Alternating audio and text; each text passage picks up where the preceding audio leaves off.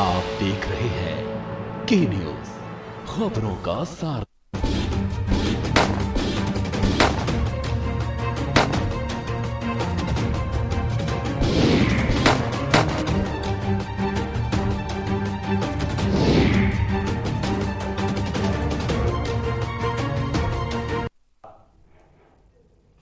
नमस्कार दर्शकों, स्वागत आप सभी का के न्यूज में। आपके साथ मैं हूं ऐश्वर्या। उत्तर प्रदेश में अपराधियों के हौसले किस कदर बुलंद हैं, इसकी एक तस्वीर कल शाम देखने को मिली, जब राजधानी लखनऊ के सबसे पॉश और भीड़भाड़ वाले इलाकों में से एक में गैंग वॉर हुआ। इसमें एक शख्स की सरेबाजार हत्या कर दी गई और अपराधी अपने जो नापाक मंसूबे थे उनमें कामयाब होकर के फरार भी हो गए। वैसे कोई पहली वारदात नहीं है जब अपराधी इस तरह बाहर आए हों और किसी की हत्या करके फरार हो गए हों। लेकिन सवाल यहाँ पे ये बनता है कि जब सरकार जीरो टॉलरेंस की बात करती है, जब सरकार इस चीज़ की बात करती है कि हर तरफ सुरक्षा मुहैया कराई जाएगी और अपराधियों को बख्शा नहीं जाएगा, तो किस तरह इस तरह की वारदातें सामने आ रही हैं, वो भी बार बार सामने आ रही हैं। यही हमारा आज का चर्चा का विषय रहेगा, गैंग वॉर से दिल्ली राजधानी।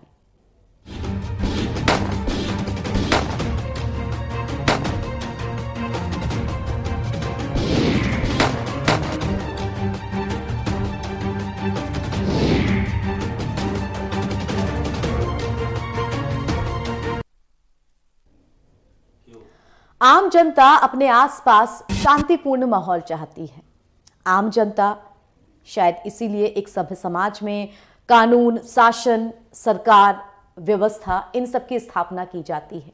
लेकिन इन सब के बावजूद आबादी के लिहाज से सबसे बड़े राज्य कहे जाने वाले उत्तर प्रदेश की राजधानी लखनऊ में जब लगातार बड़ी आपराधिक वारदातें बढ़ने लगे, तो इससे आप क्या कहिएगा।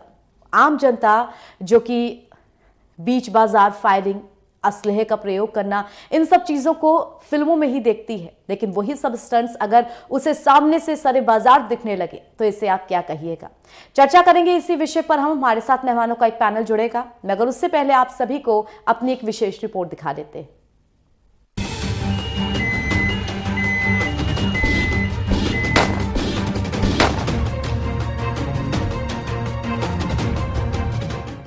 उत्तर प्रदेश में अपराधियों के हौसले बुलंद हैं। लखनऊ में अपराधी बेखौफ होकर अपराध करते हैं और पुलिस को चुनौती देते नजर आते हैं। ताजा मामला बुधवार का है, जब राजधानी के एक पॉश इलाके में दिन दहाड़े गोलीबारी से हड़कंप मच गया, जहां बेखौफ बदमाशों ने मऊ जिले की एक पूर्व ब्लॉक प्रमुख के पति अजीत सिंह की गोली मारकर हत्या कर दी। अजीत बाहुबली विधायक मुख्तार अंसारी का करीबी माना जाता था। दिल दहला देने वाली ये वारदात लखनऊ के विभूति खंड की है, जहां बदमाशों ने गोलीबारी करके पूरे इलाके में दहशत फैला दी।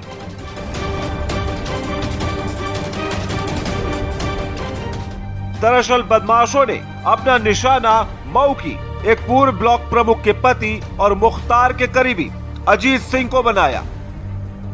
उस पर ताबड़तोड़ फायरिंग की गई। इस हमले में अजीत सिंह की मौत हो गई, जबकि उसके साथ मौजूद एक शख्स गोली लगने से घायल हो गया। जबकि वहां से गुजर रहा एक राहगीर भी इस गोलीबारी की चपेट में आकर घायल हो गया। उसका नाम आकाश बताया जा रहा है। उसके पैर में गोली लगी है। अजीत सिंह की सरेराह गोली मारकर हत्या करने वाले बदमाश मौके से फरार हो गए। सूचना मिलने पर पुलिस मौके पर पहुंची और अजीत के शव को कब्जे में ले लिया, जबकि उनके घायल साथी और राहगीर आकाश को अस्पताल में पहुंचाया गया।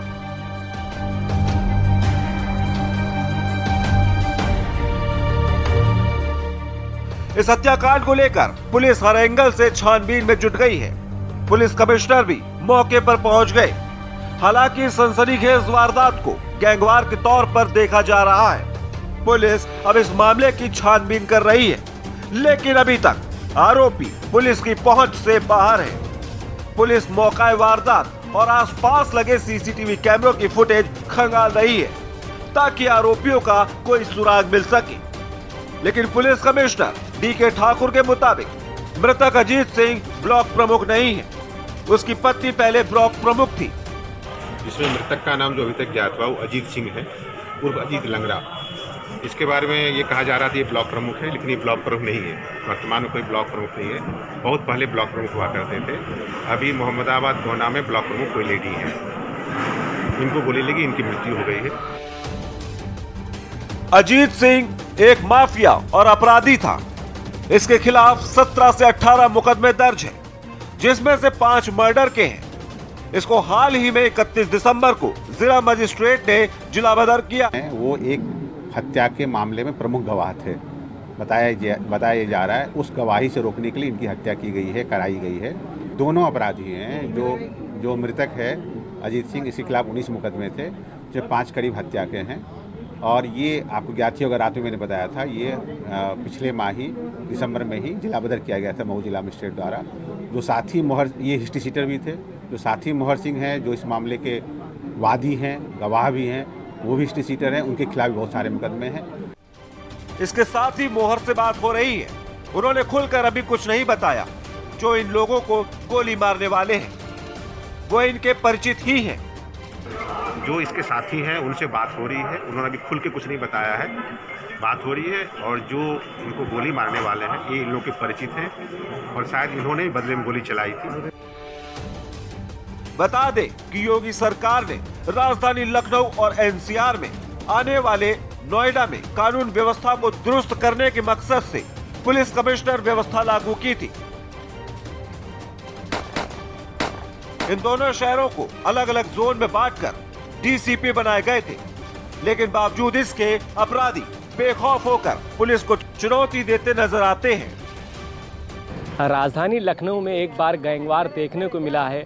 पुलिस कमिश्नरेट में जिस तरीके से लगातार पुलिस कमिश्नर दावे करते हैं बेहतर पुलिसिंग की, तो वहीं कहीं ना कहीं उनके दावे खोखले नजर आते हैं। इस वक्त मौजूद हैं राजधानी लखनऊ के विभूति खंड थाना क्षेत्र के अंतर्गत कटौता चौराहे पर। हम आपको दिखा दें जहां पर आज 4 बदमाश अज्ञात उन लोगों ने फायरिंग कर अजीत सिंह, जो कि मुख्तार अंसारी का करीबी बताया जा रहा है, उनको मौत के घाट उतार दिया है। उनके साथ एक और साथी थे जिसको गोली लगी है, घायल है। फिलहाल वो खतरे से बाहर बताया जा रहा है। हम आपको बता दें कि फॉरेंसिक टीम भी यहाँ पर मौजूद है, जो कि जांच कर रही है। जिस तरीके से आप देख सकते हैं जो गोलियों की बौछार यहाँ की गई है, 25 से 30 राउंड गोली चली है।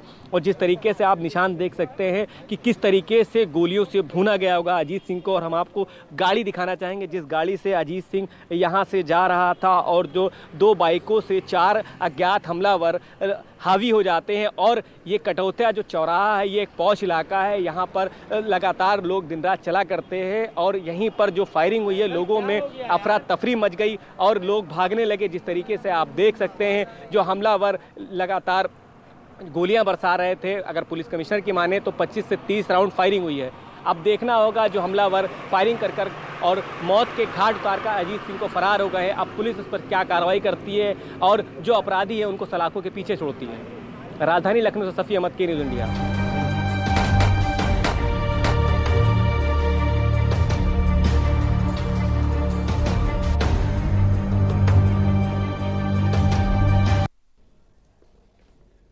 तो इस चर्चा में हमारे साथ जो मेहमान जुड़े हुए हैं, आइए उन सबका परिचय आपसे करा देते हैं। हमारे साथ बीजेपी की तरफ से मनोज उपाध्याय जी जुड़े हुए हैं। मनोज जी बहुत स्वागत है आपका। हमारे साथ सपा की तरफ से मनोज यादव जी जुड़े हुए हैं। मनोज जी बहुत स्वागत है आपका। साथ ही हमारे साथ retired IPS officer Ranjan Dwivedi ji जुड़े हुए हैं। रंजन जी बहुत बहुत स्वागत आपका हमारी इस चर्चा में। मनोज जी शुरुआत आपके साथ में करना चाहूंगी। पूरा वाक्य आपने सुना, देखा, जिस तरह से बीच चौराहे पर उसके करीब इस प्रकार की हत्या की वारदात को अंजाम दिया गया। इस चौराहे आसपास जहां पे हत्या हुई वहां पे एक बहुत बड़ा फूड जॉइंट है, जहां पर कई 100 लोग आ करके या तो शॉपिंग करते हैं या खाना पीना खाते हैं या किसी तरह के सब्जियां या फल खरीदते हैं। उसके ठीक पास पेट्रोल पंप है जहां पर बहुत बड़ी संख्या में भीड़ लगती है। वो चौराहा इतना बड़ा है कि वहां पर ट्रैफिक कंट्रोल करने के लिए भी पुलिस वाले मौजूद रहते हैं।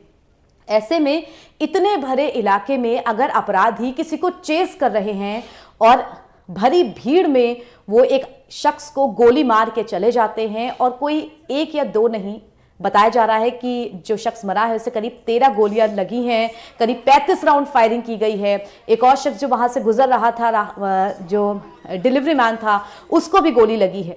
कितना सुरक्षित मानते हैं आप जनता को, और कितना समझते हैं कि अपराधियों के हौसले अभी भी बुलंद हैं, चाहे सरकार जितने दावे कर ले? जी बिल्कुल, पहली बात तो इस घटना की मैं निंदा करता हूं कि गलत तो है, लेकिन हमारे वहाँ एक कहावत कही गई थी जी, बोया पेड़ बबूल का तो आम कहाँ से खाए जी। तो जब हम बबूल का पेड़ बोए हैं तो आम कहाँ से खाएंगे जी। अब इसका तात्पर्य मेरा है कि जो मृतक है, जो अजीत सिंह हैं जी, उन्होंने अपने पीछे वाले गवर्नमेंट में या पीछे वाले जिसे मान लो मुख्तार अंसारी से इनके ताल्लुकात थे जी। और आपको अच्छी तरह जिस प्रकार से एक बाप अपने बेटे की परवरिश करता है, तो मुख्तार अंसारी की परवरिश समाजवादी पार्टी में हमेशा होता आया है जी। अब वो आदतें जो उनकी हैं कहीं ना कहीं, अब मैंने कहा एक कहावत आपको पहले की पूर्वजों ने कहा है, बोया पेड़ बबूल का आम कहां से खाए। लेकिन तो सर यहाँ पर बात इसकी है, रंजिश चाहे जो हो, दुश्मनी चाहे जो हो, अगर कोई किसी अपराधी को ऐसी जगह पे टारगेट करके मारता है जो या तो सुनसान इलाका है या उसका घर है, तो भी हम समझ सकते हैं। मगर यहाँ अपराधी इतने बेखौफ हैं कि भरी भीड़ के बीच एक चौराहे पे जो कि इतना चलता फिरता है, वहां पे किसी घटना को अंजाम दिया जाए। हम क्या माने, जो शूट करने आए थे, क्या उनमें इस वक्त पुलिस का कोई भय नहीं कि वो पकड़े जाएंगे? क्या पुलिस इतनी होशियार नहीं कि उस वक्त उन्हें गिरफ्तार कर पाएगी? उन्हें ये बात बहुत अच्छे से पता थी कि वो मार के भागने में भी सफल होंगे। देखिए, जब जो है किसी भी घटना को ये लोग अंजाम देते हैं तो उन घटनाओं में आप ये देखा होगा, उनके सिर पे चाहे अपने वो ये मान के चलते हो कि हमको मरना है, तो क्या करना, भाग जाएंगे कि बच जाएंगे, तो समय बताता है। लेकिन आपको ये भी आपको देखे होंगे आप, जब से योगी जी की सरकार आई है, उसमें किसी भी व्यक्ति को, चाहे अगर किसी ने दंगा किया हो, चाहे वो कहीं आपराधिक मामला हो, जांच होगा, जांच होने के बाद वो पकड़े जाएंगे, पकड़े जाने के बाद भी उनको माने सजा उनको मिलेगी। और चाहे आप पिछली दंगों में देखिए, चाहे आप किसी भी मतलब मर्डर में आप देखिए, जांच निष्पक्ष जांच होती है। और लाइन ऑर्डर का मतलब, ठीक है, लाइन ऑर्डर हम योगी जी में पहले की अपेक्षा बहुत कम हुआ है। अभी हम आज देख रहे थे एक न्यूज में, देखिए 12-13 में जब इनकी सरकार रही अखिलेश जी की, तो तकरीबन जो है 400 समथिंग साल भर के अंदर दंगे हुए थे। तो मिला जुला के हम ये सारी चीजों में, और कहीं कोई भी सरकारी मुख्यमंत्री ऐसा नहीं मिला जिसने ये किया हो कि किसी की जो हम भरपाई करेंगे या किसी का जो हम कानूनी कार्रवाई करेंगे। जिस प्रकार से अगर इसमें भारतीय जनता पार्टी की जो सरकार है, इसमें आप हर जगह देखिए कोई ऐसा अपराधी नहीं है। आज कहीं एक आध आ जा रही घटनाएं, तो इसके लिए भी एक साथ, जैसे कहावत है कि कचड़ों को एक साथ नहीं साफ किया जा सकता, धीरे धीरे टाइम लगता है। तो थोड़ा बहुत तो भाई वो है, बाकी जैसे पिज्जा बॉय को जो चोट वो लगी है, घायल हुआ है, इन सबकी तो काफी और लोग घायल हो सकते थे। इसका दुख है जो है, हम लोग इसकी निंदा भी करते हैं। और बहुत ही मतलब अपने आप में एक कि आज हम एक ऐसे व्यक्ति पे हम चर्चा कर रहे हैं, शर्म आती है हम लोगों को कि जिनको चाहे पिछली सरकारों ने उन्हें पनाह दिया हो, कि आज हम उस पर चर्चा करने के लिए बैठा जा रहा है, कि ये हम लोगों के लिए शर्म की बात है। आप लगातार इस बात को कह रहे हैं कि पिछली सरकारों की तरफ से बढ़ावा दिया गया आपराधिक चीजों को, जिसके नतीजे अपने देखने को मिल रहे हैं। हमारे साथ मनोज जी जुड़े हुए हैं। मनोज जी, सवाल सुने आपने, जवाब चाहेंगे आपकी तरफ से?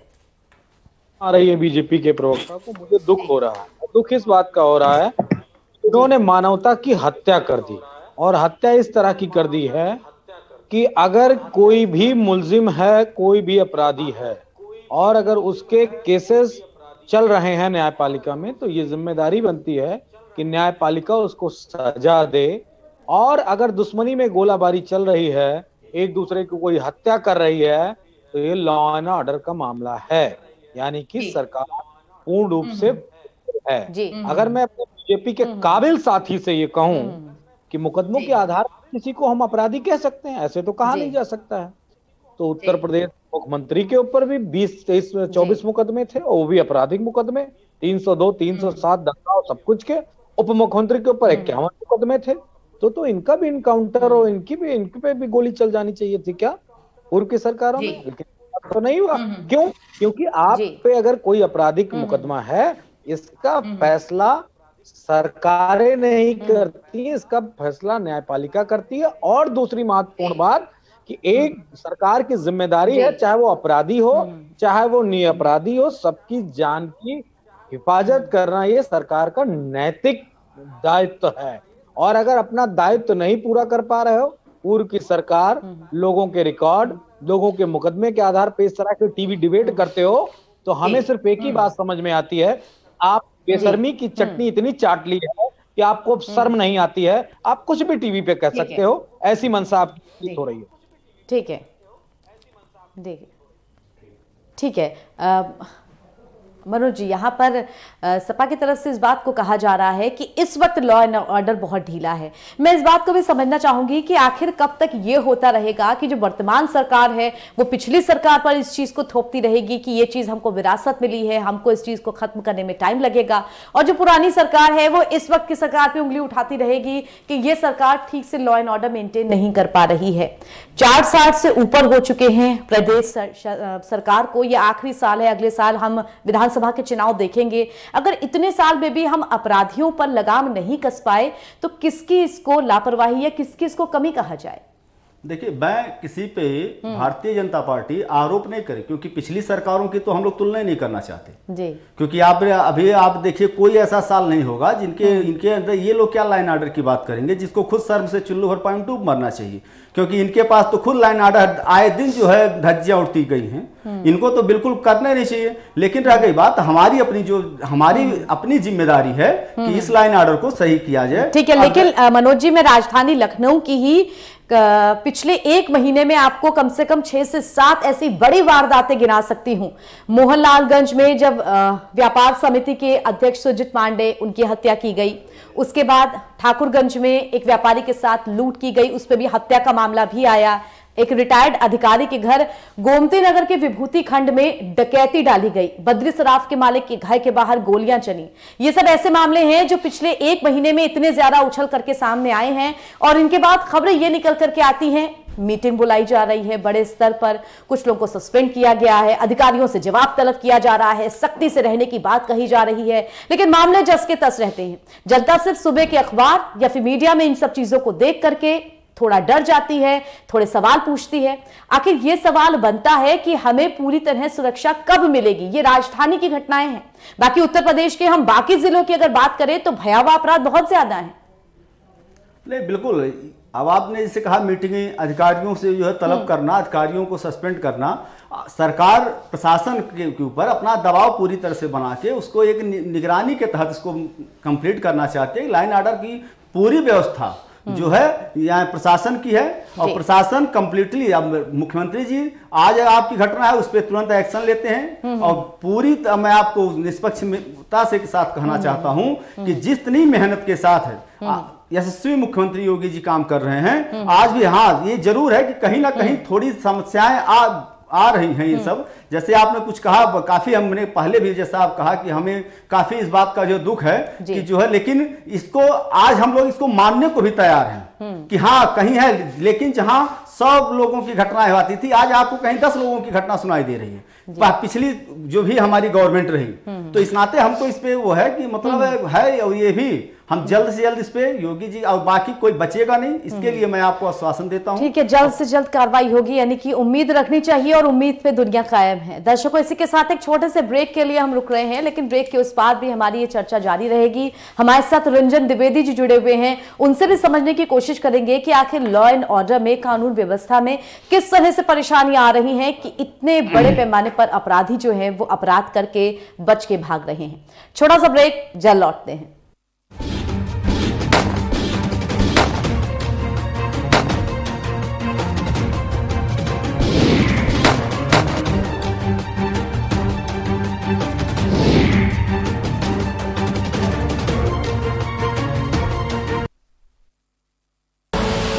आप देख रहे हैं के न्यूज, खबरों का सारथी। खुदी को आजमाया है तो ये अंदाज आया है, खुदी को आजमाया है तो ये अंदाज आया है। तुम में भी मैं हूं, शुद्ध प्लस पान मसाला। GGS education group launches 20% discount on academic fee of courses MBA, BBA, BCA, BFSI and GM, D Pharma, B Pharma. Offers best infrastructure, best transport facility, best academic service and best placement service. Register today to avail 20% discount. Call 9971 496 497 or visit the campus Kanpur Lucknow Highway near Unnao. GGS Education Group. गुनाहों का देवता देखिए बीहड़ के बागी में इस शनिवार और रविवार रात 8 बजे प्रबुद्ध चौहान के साथ। आप देख रहे हैं के न्यूज, खबरों का सारथी।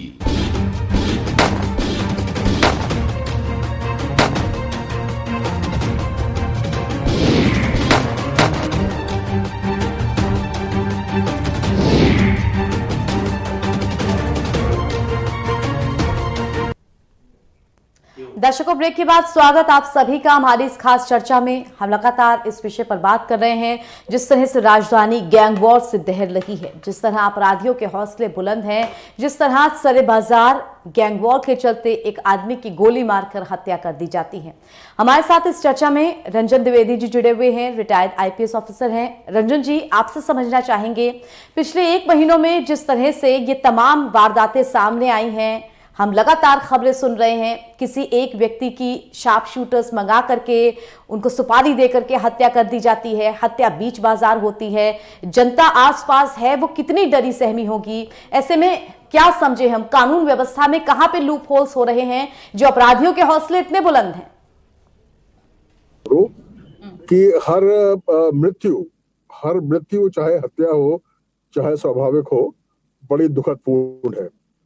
और ये कहने के बाद मैं ये कहना चाहूंगा, देखिए आप मत भूलिए कि उत्तर प्रदेश जो है इतना बड़ा प्रदेश है कि अगर ये कोई देश होता तो दुनिया का 5वां सबसे बड़ा देश होता। अब आप सोचिए कि दुनिया के सबसे 5वें सबसे बड़े देश के बारे में बात कर रहे हैं और हत्या का सिलसिला कोई नया नहीं है। ऐसा नहीं है कि किसी समय कोई हत्या रुकी हो और कब किसी बात को जो है उसका राजनीतिकरण करना बड़ा आसान है और हम समीक्षा में कहें कि बढ़ गया घट गया है, तो ये कोई किसी हत्या से विचलित होने की आवश्यकता नहीं है। मैं चाहूंगा कि आप एक समीक्षा करें हफ्ते बाद कि कितनी जल्दी कोई अपराधी जो है उसने अपराध किया, पकड़ा गया। महत्वपूर्ण बात यह है कि कोई केस होता है कितनी जल्दी खुला और सही खुला कि नहीं खुला, नंबर 1 बात। दूसरी बात यह है कि ये जो संयोजित जो मर्डर होते हैं इस तरह के और गैंगों के बीच में होते हैं, तो एक बहुत बड़ा कारण यह है कि जो निविदाएं हैं, निविदाओं में हिस्सा बांट का एक बड़ी परस्पर एक एनिमिटी रहती है और बड़ी आवश्यकता इसमें इस बात की है कि एक ठेकेदारी में माफियाओं का जो इन्वॉल्वमेंट है उसको हटाने के लिए कोई विशेष कदम लिए जाए और एक फोर्स संगठित की जाए जो स्पेशली पीडब्ल्यूडी के ठेके हैं या और अन्य विभागों के ठेके हैं, इन ठेकों में माफियाओं का जो लिप्त है, जो अभी ऐसा नहीं अभी आज से है कल से है, ये दसियों साल से है ये। और जब तक जिन पर हम नियंत्रण नहीं पाएंगे तो हम पाएंगे इस तरह से कि ये एक संगठित अपराध को रोकना बड़ा मुश्किल रहेगा। अगर आदमी पैसा कमाता रहेगा तो उस पैसे का यूज जो है वो संगठित अपराध में और आपस में दुश्मनी निकालने में ही होगा।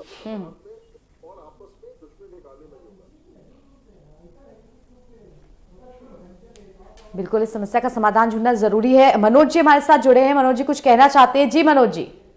अधिकारी महोदय ने भी तमाम सारी बातें कही। अगर हम सारी बातों को सोचेंगे समझेंगे तो निश्चित तौर पे किसी भी हत्या पे दुख होना चाहिए, लेकिन मानवता के आधार पे इस बात को भी कहा जा सकता है। अगर मैं इस बात को इस तरह विश्लेषित करूं कि एक अपराधी मारा गया किसी दूसरे अपराधी के द्वारा, तो एक तो अपराधी खत्म हो गया लेकिन मारने वाले 4 अपराधी नए पैदा हो गए ना। आप इस बात को क्यों नहीं गौर करते हैं? एक अपराधी अगर अपने कृत्यों के द्वारा मारा गया तो उसको मारने वाले 4 नए अपराधी और आपने उत्तर प्रदेश में पैदा कर दिए। यही अंतर होता है सरकार में और गैंगवार में। सरकार लोगों को मौका देती है, न्यायपालिका उनको सजा देती है, सुधरने का मौका देती है। और गैंगवार की बात की जा रही, मुझे तो बड़ी मतलब जिज्ञासा हो रही है कि उत्तर प्रदेश के मुख्यमंत्री और सारे नेता इस बात को कहते थकते नहीं, उत्तर प्रदेश में गैंगवार तो खत्म हो चुका है। गैंग का जितना गैंग के तरह जितना भी अपराध होता था वो खत्म हो चुका है। ये सारे उदाहरण है सामने। अब सुजीत पांडे कितने बड़े गैंगवार थे ये बता दे। और अभी 2 प्रधान प्रत्याशी मारे गए आजमगढ़ और अंबेडकर नगर के बॉर्डर पे, बेचारे मिश्रा जी बंधु थे, वो कितने बड़े अपराधी थे। अरे बीजेपी सुन लीजिए हमारे मित्र, ये रिकॉर्ड है, 20 साल से मैं राजनीति को देख रहा हूं, इतनी ब्राह्मणों की हत्याएं आज तक उत्तर प्रदेश में किसी सरकार के अंदर नहीं हुई, किसी भी सरकार के अंदर नहीं हुई। वो कांग्रेस की सरकार, तो बसपा की सरकार रही हो, समाजवादी पार्टी की सरकार रही हो, सैकड़ों ब्राह्मणों को मार दिया गया। क्यों मार दिया गया? क्या ब्राह्मण जाति से या अपने नेचर से अपराधी होता है क्या? ठीक है मनोज जी, लेकिन अपराधी होता है क्या? ठीक है मनोज जी, लेकिन मनोज जी यहाँ पर बात इस चीज की करेंगे कि जनता के बीच साफ संदेश जाना चाहिए, जनता के बीच कानून व्यवस्था की छवि अच्छी होनी चाहिए। अगर आप इतना इल्जाम, इतनी बात सरकार के लिए कह रहे हैं, तो सरकार तो ये भी कहेगी कि विपक्ष से ये हमको, पिछली सरकार से ये हमको विरासत में मिली है, क्योंकि जब सरकार सपा की सरकार थी तभी तो हम बहुत सारे ऐसे बड़े केसेस गिना सकते हैं। पुलिस अधिकारी महोदय ने क्या कहा कि ये अपराध कोई हत्याएं कोई इस सरकार में तो है नहीं, तो फिर हमने भी विरासत में नहीं दी है, उससे पूर्व भी हत्याएं चलती आई थी। अब सरकार का काम अपराध के रेशियो को कम करना होता है, अपराध खत्म कोई नहीं कर सकता है। ये कोई फार्मूला आज तक बना ही नहीं, पूरे विश्व में कहीं नहीं बना। अपराध के रेशियो, ठीक है, सरकार का काम, जी ठीक है, सरकार का काम अपराध को कम करना होता है। मनोज जी, आपकी बात लेकर के मैं मनोज उपाध्याय जी के पास जाऊंगी। मनोज उपाध्याय, साफ तौर पे जो रंजन जी थे उनका भी यही कहना था, मनोज जी का भी यही कहना है, अपराधियों पर लगाम कसना जरूरी, और वो भी तब जब लगातार माननीय मुख्यमंत्री की तरफ से ये कहा जाए कि 0 टॉलरेंस की नीति है, तब भी ये आपराधिक घटनाएं आखिर इतनी क्यों बढ़ रही हैं? ऐश्वर्या जी, फिर मैं आपको बता रहा हूँ एक बार कि हमें जो आप अभी हमारे काबिल दोस्त सपा के जो भी कहे उन्होंने कहा कि वो कम हो, या हमारे आईपीएस जो भी हमारे अधिकारी थे उन्होंने कहा कि घटनाएं कम हो जी। तो इसके लिए भी हम आपको बता दें कि आप अगर पिछली गवर्नमेंट से या उसके पिछली गवर्नमेंटों से निकालेंगे तो घटनाएं आपको, हम जान रहे हैं कि कहीं जाके 2-4% को आपको बहुत ही कम मिलेंगी। और दूसरी चीज मैं आपको बता दूं, अभी हमारे काबिल मित्रों ने कहा कि कितने ब्राह्मण मारे गए। अरे भाई, हम कह रहे हैं कि आपको आज ब्राह्मणों की चिंता सताए जा रही है, और तब नहीं सता रही थी कि जब अखिलेश जी हर जगह बोलते थे कि मुसलमान की बेटियां हमारी बेटी हैं, यादव भाई 55 आईपीएस हमारे बनेंगे, तब ब्राह्मण नहीं दिखाई दे रहे थे इनको। ये जातवादी राजनीति करना छोड़ें, और कम से कम आज लाइन पर, धरातल पे अगर इनको आना पड़ रहा है तो आज एक देखिए किसानों के साथ हल्का फुल्का खड़े। ठीक है मनोज जी, विपक्ष का तो काम है, विपक्ष का तो काम है इस तरह की राजनीति करना, लेकिन सरकार अपने हिस्से का जवाब दे कि आज जिस तरह की ये सब घटनाएं हो रही हैं, इन पर कितना लगाम कसे जाने की जरूरत है। देखिए, हम तो या सरकार पूरी तरह से भाई जीरो, अभी आपने कहा 0 स्तर पे हम एकदम से निचले स्तर से, क्योंकि यशस्वी मुख्यमंत्री जी का अपना विचार है, प्रधानमंत्री जी का अपना सोच है कि इस देश में बिल्कुल अपराध, इस प्रदेश में तो बिल्कुल अपराध ना हो। ये मुख्यमंत्री जी हमारे आपको भी कई बार कह चुके हैं कि जितने भी अपराधी हैं, चाहे वो दंगाई की हों, चाहे वो माफिया हों, चाहे जिस प्रकार से हों, सबको घरों में चाहे उनको ठोकेंगे, इसके लिए वो कोई समझौता नहीं करेंगे। पहली चीज मैं आपको बता दूं इस बात को। और दूसरी चीज आपको बता दूं कि पूरी तरह से हमारे प्रधानमंत्री जी की अपनी ये योजना है सबके की, हर गरीब, हर आदमी सामान्य रूप से रहना चाहिए और सुखी और शांति जीवन व्यतीत करने के लिए कम से कम एक कदम सबको बढ़ाना चाहिए, विकास के लिए बात करनी चाहिए। आज पहली बार ऐसा हो रहा है कि विपक्ष भी विकास के मुद्दे पे आ रहा है। इसके पहले ना तो आप पिछली गवर्नमेंटों में देखिए, एक भी विकास के मुद्दे पे नहीं आए। कभी किसी भी यादव भाई को आगे बढ़ाएंगे तो कभी मुस्लिम भाई को आगे खींचेंगे, कहीं सबका विकास बिल्कुल इन्होंने नहीं किया। इन्होंने सिर्फ अपना और अपने परिवार का विकास करने का काम, समाजवादी पार्टी हो या किसी भी कांग्रेस पार्टी हो, सारे उन्होंने करने का काम किया है। ठीक है, लेकिन लॉ एंड ऑर्डर को मेंटेन करना बहुत ज्यादा जरूरी है। जनता सुरक्षा चाहती है, पक्ष और विपक्ष अपनी अपनी राजनीति करते रहते हैं। दर्शकों, फिलहाल हमारी आज की चर्चा यहीं तक। मनोज यादव जी, बहुत धन्यवाद हमारे साथ जुड़ने के लिए। मनोज उपाध्याय जी, आपका भी बहुत धन्यवाद हमारे साथ जुड़ने के लिए। दर्शकों, के न्यूज में हम लगातार उस मुद्दे को उठाते हैं इस चर्चा में जो कि आपसे जुड़े होते हैं, जो कि हम सब से जुड़े होते हैं। और आज का ये मुद्दा चर्चा के लिए बहुत जरूरी था क्योंकि ये जनता की सुरक्षा से जुड़ा हुआ था। फिलहाल चर्चा से इजाजत चाहूंगी, इजाजत दीजिए और देश दुनिया की तमाम खबरों के लिए के न्यूज के साथ बने रहिए।